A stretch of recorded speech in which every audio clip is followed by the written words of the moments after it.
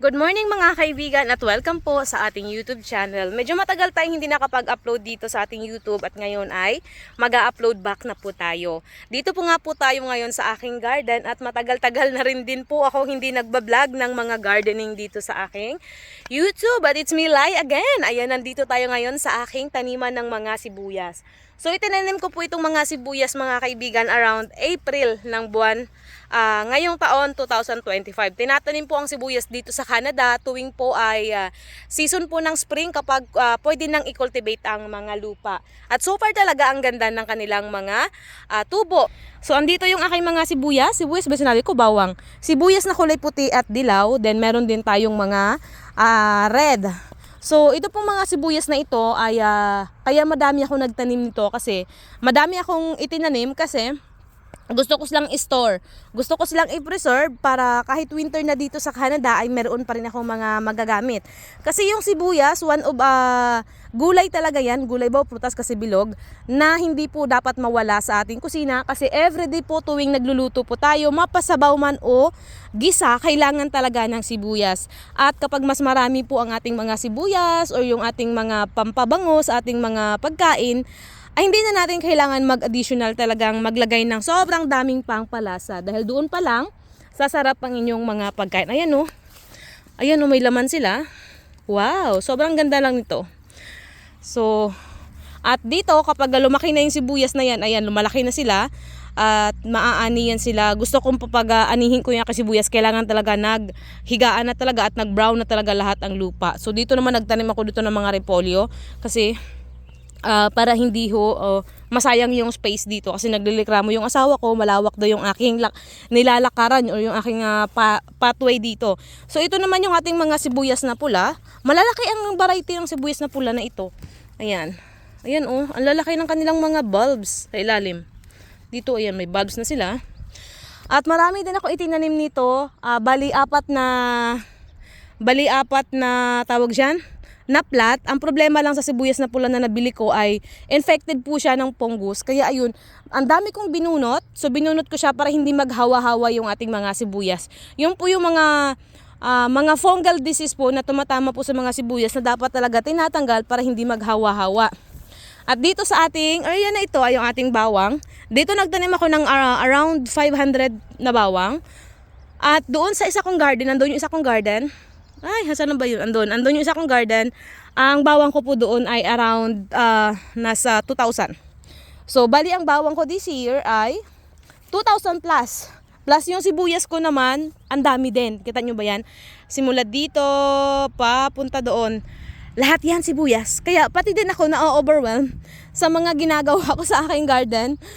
At ayun, ang saya-saya ko lang. So, nag-start talaga ako mag-garden dito sa Canada. Quick, trivia. Sa mga bago sa ating channel, ayan, nag-umpisa ako mag-gardening hindi na to garden ngayon, farm na talaga to.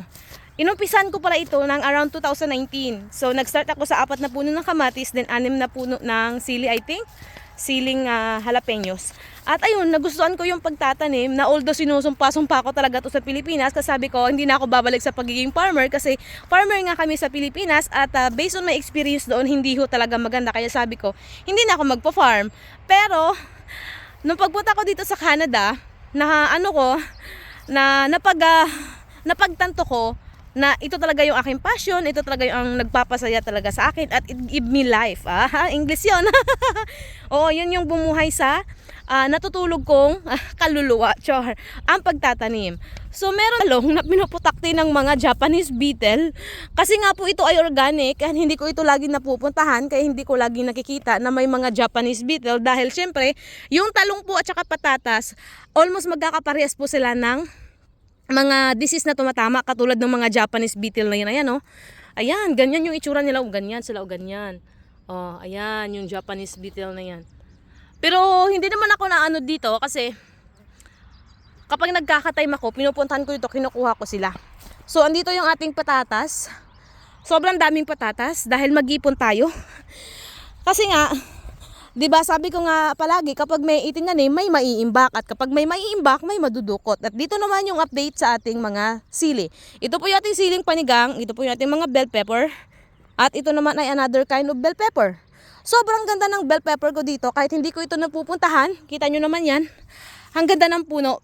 Believe talaga ako sa pagiging ambisyosa ko kasi kahit sa ang space ng aking mga taniman ay nag-grow naman yung halaman kahit hindi ko sila laging napupuntahan. Uy, may bunga na!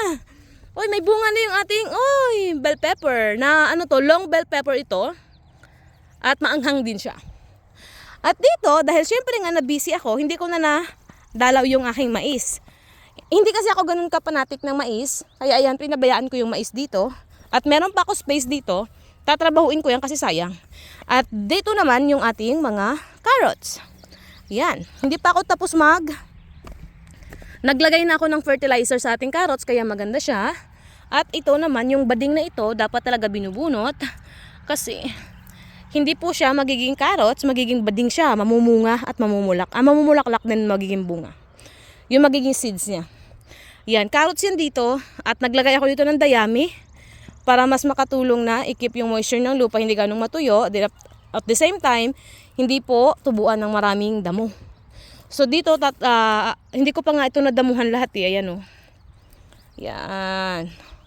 So ito po yung aking garden na medyo hindi na talaga to garden, farm na talaga kasi ang lawak na talaga. So in fact, kaya kung bago ka sa aking channel, ayan, please do subscribe sa mga gusto po ninyo sa may mga mahihilig po at gusto po ng mga mga gardening vlogs, mga preserving vlogs. Ayan, gumagawa po tayo nun. At yun, ako nga po pala si Lai sa ulit-ulitin. Ayan, maraming salamat. Kita-kits. So ayan yung aking lupa sa paso. Bye-bye!